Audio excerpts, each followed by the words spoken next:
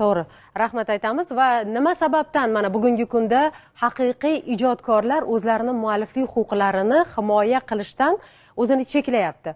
Bu huquqiy savodxonligini yetarli emasligimi yoki bo'lmasam o'sha o'zbegimga xos bo'lgan andisha to'sqinlik qilyaptimi? Nima to'sqinlik qilyapti?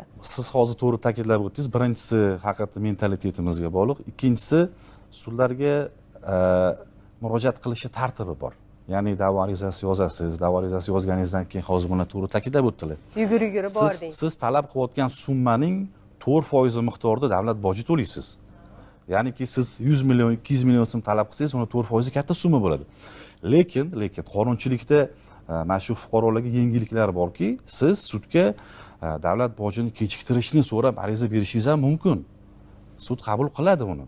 Kechiktirishingiz mumkin. Buni hamma ham bilavermaydi. Haqiqatda. Bugungi kunda alohida mualliflik huquqi bo'yicha ixtisoslashtirilgan huquqshunos advokatlar ham juda ham ko'paydi. Bevosita ularga murojaat qilinsa, mana shu muallifni o'zi sudma-sud yugurib yurmaydi. Huquqshunos advokatni o'zi mana shu muallifning nomidan sudda ishtirok etib, yaxshi natijalarga erishishi mumkin.